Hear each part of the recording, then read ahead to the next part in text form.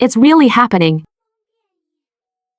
People outside have already started biting each other. As soon as the words were spoken, a shrill scream suddenly echoed outside the window. I quickly peeked through a crack in the curtains, my heart instantly clenching. Summer solstice, 2026. A persistent half-month heat wave was ended by a bizarre crimson curse. Red rain reeking of iron pounded against the glass, blurring into a glaring, bloody red. I closed the unfinished doomsday video on my computer, got up and walked to the window. Just as my fingertips touched the glass, my ankle was gently tugged. It was my calico cat of 3 years, named Ollie. Ollie had a very unique appearance. Covered in soft calico fur, her left eye was a clear icy blue, and her right eye was a deep amber. Usually, she was clingy and sweet, but right now, her fur stood on end. Her tail was straight and stiff, and her odd eyes were filled with panic and anxiety. She kept rubbing her head against my ankle, uttering clear human words. "Don't open the window, hurry, close the door, lock the doors and windows and hide immediately." My body stiffened, looking down at her in disbelief. After 3 years together day and night, Ollie had always been docile and well-behaved, with no signs of ever being able to speak. I crouched down to comfort her, but she agilely dodged away.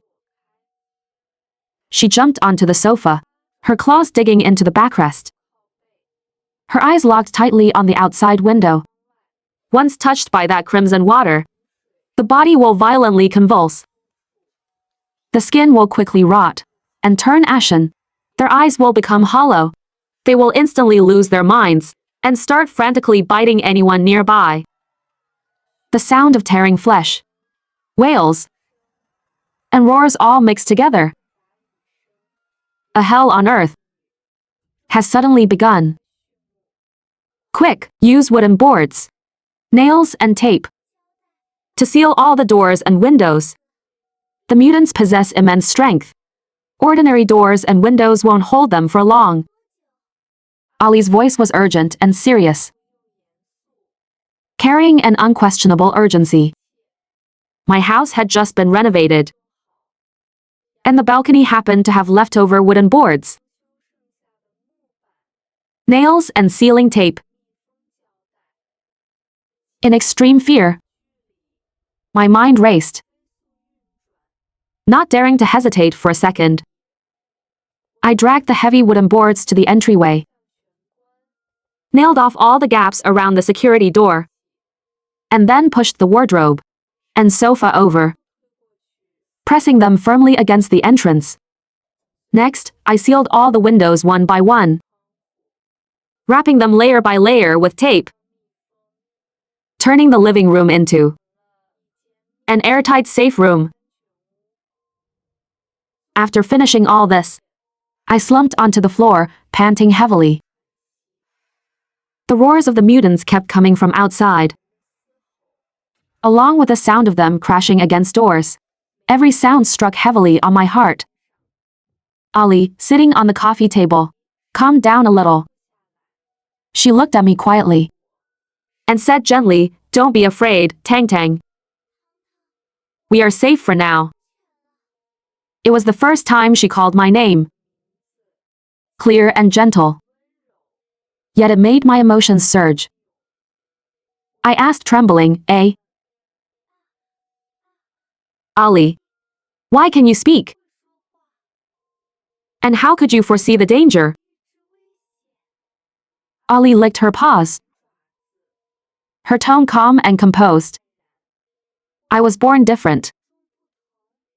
My odd eyes naturally grant me the ability to foresee the future. And I can converse with an owner who shares a deep bond with me."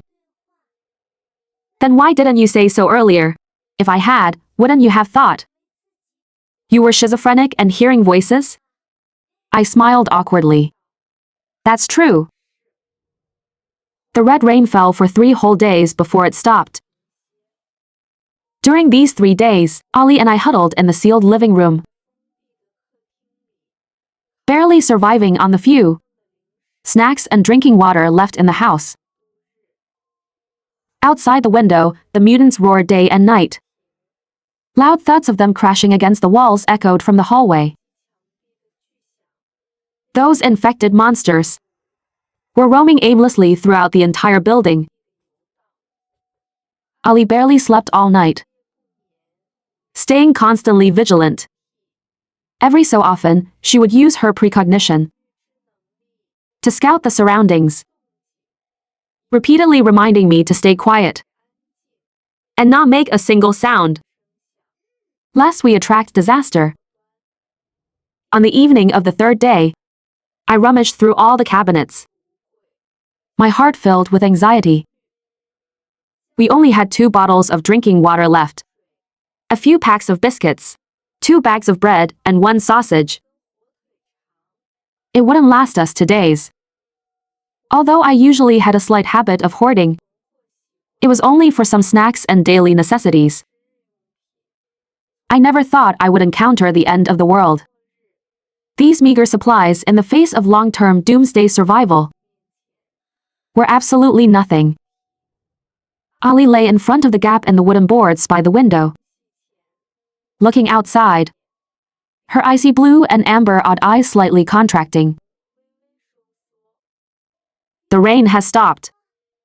After the red rain, the mutants' movements under sunlight will become sluggish and slow. Now is the best time to go out and search for supplies. There's still plenty of food and water in the convenience store downstairs, but there are 2 mutants guarding the entrance.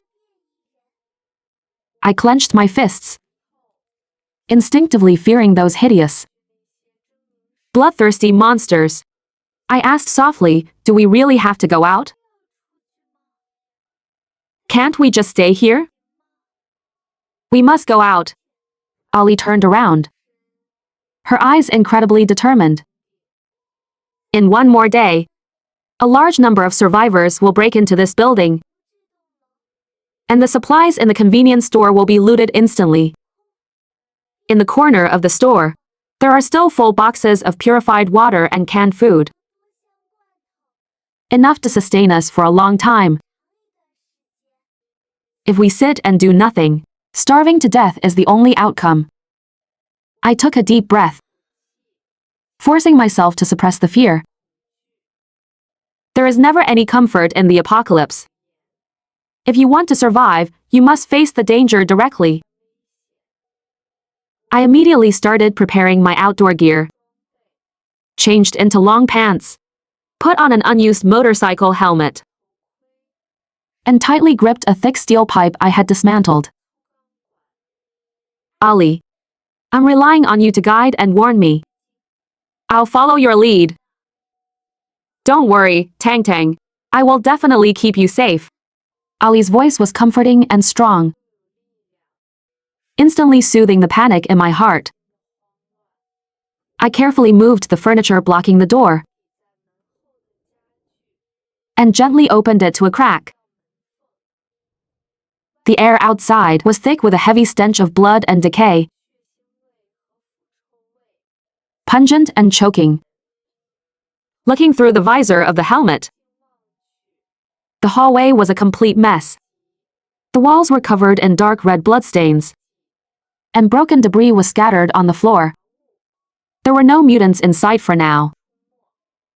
Following Ali's guidance, I tiptoed and quietly walked down the stairs, trying my best not to make a single sound with every step. At the entrance of the first floor hallway, 2 mutants with ashen skin were wandering aimlessly, letting out low, murky roars from their throats. Stay close to the left wall and sneak around to the store's back door. The door is slightly ajar, and there are no monsters guarding it. Ali warned me just in time.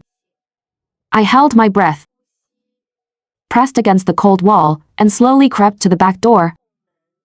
With a gentle push, the door creaked open. I quickly slipped inside, shutting the heavy door behind me. I leaned against the door panel, panting heavily, my heart racing wildly. The convenience store was completely trashed.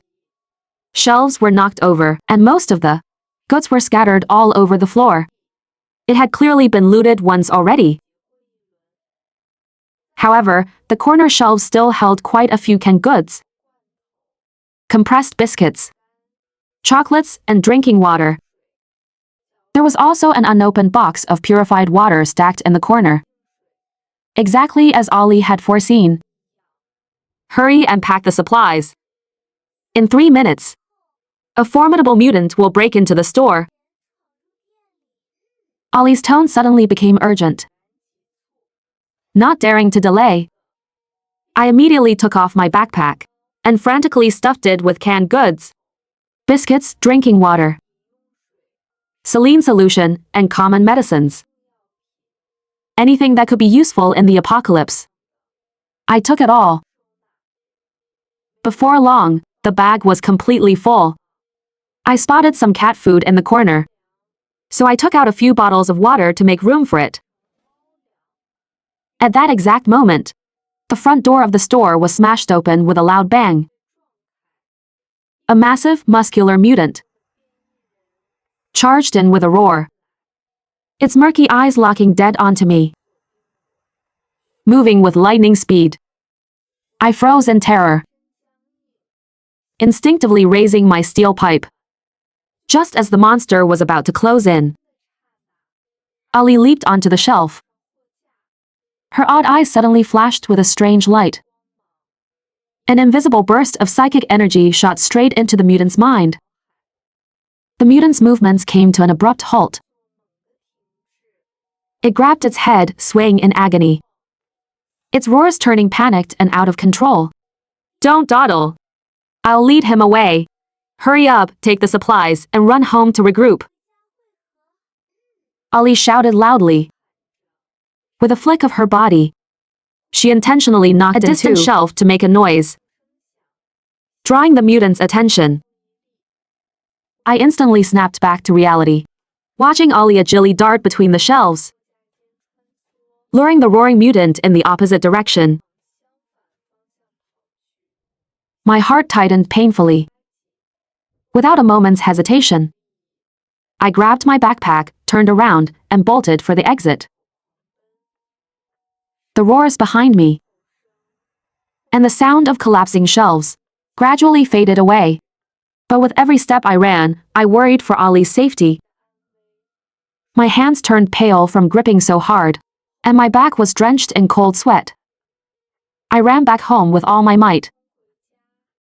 My eyes stayed glued to the doorway, not daring to look away for a second. Anxiety washed over my heart like a tidal wave, as I silently chanted Ollie's name over and over.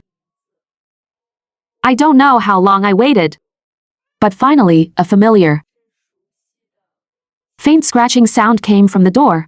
I practically threw myself at it, carefully opening a small crack.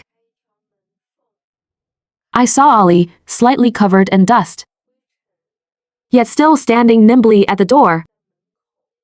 Her odd eyes were bright and sparkling. The moment she saw me, she immediately rubbed against me. I scooped her up into my arms, my voice trembling. You're finally back, Ollie. I was worried sick. If it weren't for you today, I wouldn't have survived. Ollie rubbed her head against my cheek, her voice soft and sweet. I'm your little cat. Protecting you is what I should do. Plus, it's thanks to the food you fed me. One bite of that baked cat food, one bag of it, is like having 2 large bottles of high-purity fish oil. It keeps my coat beautiful and stops me from shedding completely. Those mutants couldn't track my scent at all. I shook them off with ease and came back. I rubbed her head, feeling warm. That's only because you hate the fishy smell of oil. So I specifically did my research to buy this odorless cat food for you. Thank goodness it worked well. Otherwise, with supplies so scarce now, I wouldn't even know where to find nutritional supplements for you. Sunlight spilled through the gaps in the wooden boards, falling on Ollie and me. Looking at the massive pile of food and water, a solid sense of security finally settled in my heart. In the week following our supply run, Ollie and I gradually adapted to the rhythm of doomsday survival. Every day, Ollie would use her precognition to scout the neighborhood's environment, avoiding all potential dangers in advance. I was in charge of organizing and sorting the supplies, planning our daily food rations, and making sure not a single crumb or drop was wasted. In this peril-ridden neighborhood, we managed to enjoy a brief, peaceful time.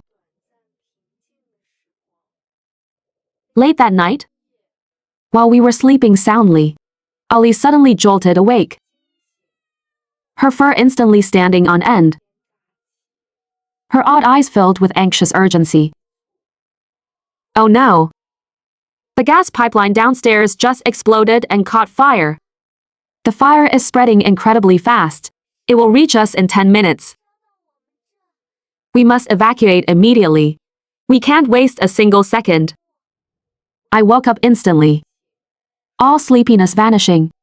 Without a word, I grabbed the emergency backpack I had prepared beforehand. It contained our core supplies, drinking water and Ollie's cat food. Holding her tight, I rushed out the door. The moment I opened the door, thick smoke was already billowing in the hallway. The pungent, burning smell choked me into a fit of coughing.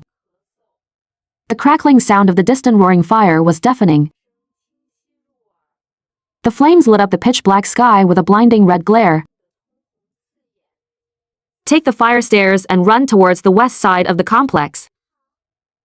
There is a standalone residential building there that hasn't been affected by the fire, and there are no mutants for now.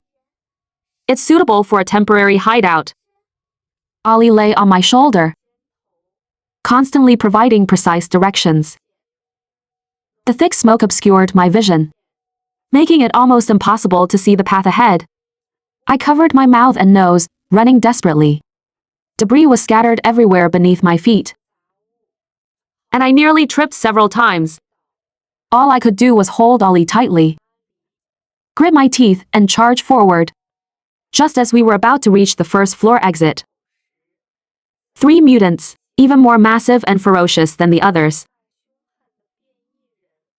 suddenly charged out from the corner of the stairs, blocking our path dead in its tracks.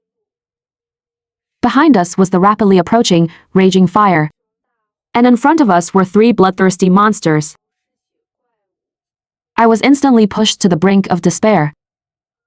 I tightened my grip on the steel pipe, my back pressed hard against the cold wall, my heart racing uncontrollably.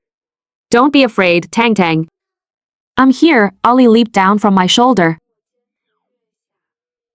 her tiny body standing resolutely in front of me. Her odd eyes suddenly burst with a dazzling, brilliant light, forming an invisible barrier to shield us. At the same time, a powerful wave of psychic energy struck the brains of the 3 mutants directly. The mutants instantly stopped in their tracks, clutching their heads and howling in agony. Their bodies became sluggish, but there were too many of them. Forcing out this much power took a massive toll on Ollie. I could clearly see her tiny body trembling uncontrollably. Her once bright and crystal-clear odd eyes were slowly dimming. She was clearly overdrawing her strength. Ollie. My heart ached as I watched, and my eyes instantly welled up with tears. Ah. I can't hold on much longer. Ali's voice was weak. I fought back tears, gritted my teeth, and took advantage of the mutant's out-of-control agony. I scooped up Ali and used every ounce of my strength to break through the gap. Heading towards the west, I bolted towards the residential building. The explosions behind me, the roar of the fire, and the wails of the mutants were gradually left behind. I reached the bottom of the residential building, and after confirming we weren't followed, I completely collapsed, slumping onto the ground, panting for air. In my arms, Ali had her eyes weakly closed, her breathing faint. I choked out softly, Ali. Tears wouldn't stop falling. Ali struggled to open her eyes. Weakly licked my fingertips and whispered, "I'm okay. Just a little tired." I held her tightly, worried and scared. Holding Ali, I walked up the residential building, carefully checking floor by floor. After making sure there were no hiding mutants, I chose a second-floor room with intact windows and a wide view to settle down. I gently placed Ali on a soft blanket, carefully fed her some water, and gave her some snacks, watching her fall into a deep sleep. To recover her strength, I stood guard by the window, looking at the towering flames in the distance. My once familiar home had been reduced to a pile of rubble. Ali rested for 3 full days before slowly regaining her vitality. Her overdrawn psychic energy also returned to normal. That day, Ali suddenly spoke up to warn me. "Tang Tang, there are 3 survivors downstairs. 2 men and a woman are being chased by 2 mutants. They are about to reach the bottom of our building." I walked to the window and saw the 3 running frantically. One of the men had an injured leg, limping heavily, moving very slowly. It looked like the mutants behind them were about to catch up. I felt incredibly torn. In the apocalypse, human nature is far more sinister and unpredictable than the mutants. Rushing out to save them might invite wolves into my home, bringing disaster upon myself. "Save them," Ali said with certainty. "They have a map detailing the supplies in a large chain supermarket. The supermarket is stocked with massive amounts of food, purified water, and various medicines, including the anti-inflammatory trauma meds we desperately need. Moreover, they don't harbor malicious intentions right now." I hesitated no more, tightened my grip on the steel pipe, and pushed the door open to go down and help. As the 3 survivors were backed into a corner, their faces full of despair, I took the opportunity to strike from the side. I smashed my pipe fiercely into one mutant's head, while Ali released psychic energy to interfere with the other monster. 1 human and 1 cat cooperating perfectly, we quickly dispatched the mutants. The 3 of them continuously thanked me. From a brief conversation, I learned that the injured man was named Li Wei. Traveling with him was his sister Li Li and a friend, Zhao Si. The 3 of them had grouped up to flee for their lives. Li Wei injured his leg trying to save his sister, and they had fled here in a blind panic. I led the 3 of them back to the second-floor room to take shelter. In the room, Li Wei's wound was already inflamed and swollen. He was running a high fever and was entirely weak and powerless. He urgently needed anti-inflammatory meds to control the injury. Li Li was crying her eyes out, feeling completely helpless. They had long since exhausted all their medicine on the road. I looked over at Ali. After getting her tacit approval, I took out my treasured anti-inflammatory pills, iodine, and bandages from my backpack, handing them to Li Li. She helped Li Wei clean the wound, reduce his fever, and reduce inflammation. Over the next few days, the four of us and one cat shared the same room. Li Wei's condition gradually improved, and we managed to get along harmoniously. The next day, we prepared to head to that large supermarket to stock up heavily on supplies. The night before our departure, Ali quietly leaned into my ear and whispered a warning. Tang Tang, you must be extremely careful of Zhao Si. He covets our supplies, and he wants to seize my precognitive abilities even more. On the way, he will take the opportunity to scheme against you, push you toward the mutants, and take both the supplies and me for himself. My heart sank, feeling a chill down my spine. Sure enough, human nature is the least able to withstand testing. To get to the supermarket, we had to cross through an abandoned block. Buildings had collapsed here, and mutants were scattered everywhere. When we walked into a wide open area, Zhao Si indeed made his move without warning.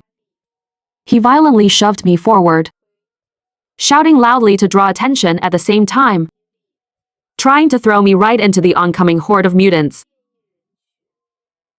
Li Wei and Li Li tried to step forward to stop him, but Zhao Si pulled out a dagger, holding them at knife point.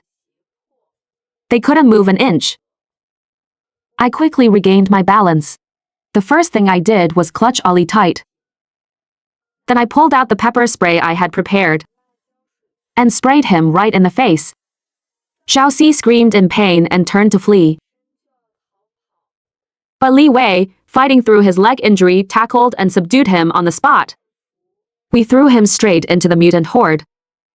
After surviving that incident, Li Wei, Li Li, and I looked out for each other, dividing up the labor. We safely made it through a whole month. However, I slowly noticed that Ali had become increasingly silent and withdrawn. She would often lay by the window alone, staring blankly into the distance. Her odd eyes were clouded with lingering worry. It was as if she had foreseen an irreversible, massive disaster. And out of fear that I'd worry, she kept it hidden and said nothing. That night, Ali's expression was incredibly grim. Tang Tang, an ultimate disaster is about to descend. In a week's time, a hypercorrosive acid rain will sweep across the entire city. All buildings will be corroded and collapse. In this entire city district, there will no longer be any safe place to hide. We must set out immediately and head toward the human safe zone in the north. Hearing this, Li Wei and Li Li instantly became excited. The safe zone. It was the only beacon of hope in the hearts of all doomsday survivors. Ali continued to speak. Up north, there is a piece of untainted land where a large human safe zone has been established. It is heavily guarded, well stocked with supplies, and the order is stable. But the journey to the north is extremely perilous. Along the way, hordes of mutants lie in ambush. The roads are shattered, buildings have collapsed, and landslides can be seen everywhere. Every step teeters on the edge of life and death. I gently stroked Ali's soft fur, my tone resolute and unwavering. No matter how dangerous we have to go, as long as the few of us are together, and with your guidance, we will safely arrive at the safe zone. Over the next week, everyone gave their all to prepare. We packed compressed food, drinking water, essential medicines, and warm clothing. We carefully repaired an off-road vehicle we found in an abandoned parking lot to serve as our long-distance transport. The next morning, we got into the SUV and drove straight toward the north. The journey was indeed fraught with peril. Abandoned cars jammed the roads, and collapsed buildings blocked out the sun. Every time danger approached, Ali provided precise directions, but her body grew weaker by the day, and the light in her odd eyes grew dimmer and dimmer. I held Ali, prepared to give up on reaching the safe zone. I vaguely sensed that she wanted to trade her life for my safety. Just at that moment, as we were passing by an abandoned factory, while repairing the car, we were surrounded by hundreds of mutants. The SUV was completely besieged, with no way to advance or retreat. Hovering on the line between life and death, Ali broke free from my embrace, leaped up high, and poured out every last ounce of her power. She unleashed the strongest psychic shockwave of her life. All the mutants in the area instantly froze, clutching their heads and howling in pain, completely subdued by the immense psychic force. But Ali's tiny body slipped weakly down, the light in her odd eyes entirely extinguished. She made no more movements. I rushed toward her like a madwoman, my heart aching to the point of suffocation. Ali struggled to open her eyes, taking one last, deep look at me, and murmured weakly, "Tang Tang. Live well. In the next life, I'll still be your little cat." As her words faded, she closed her eyes completely.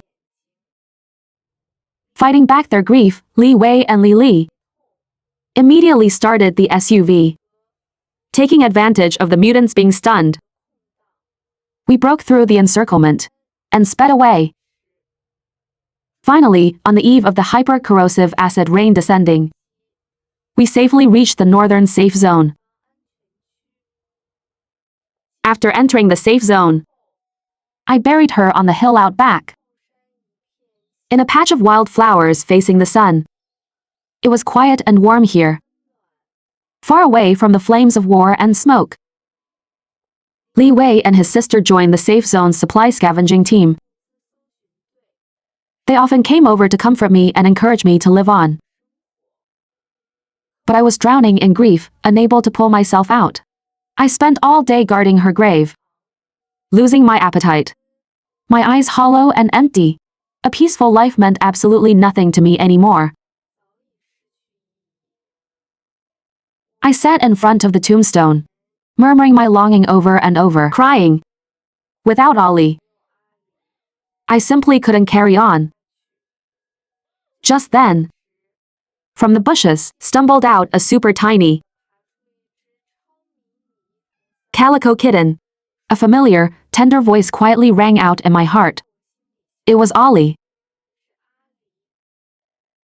I burst into tears instantly, choking on my sobs as I confirmed her existence. My name is Ali. My owner treats me incredibly well.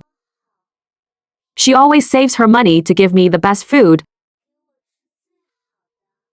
and the best of everything. But when the apocalypse arrived, I could only watch her fall into danger. Unable to do anything, endless regret consumed me. I endlessly reincarnated in the cycle of rebirth, honing the power of my odd eyes time and time again. And this time, I finally brought her to the safe zone.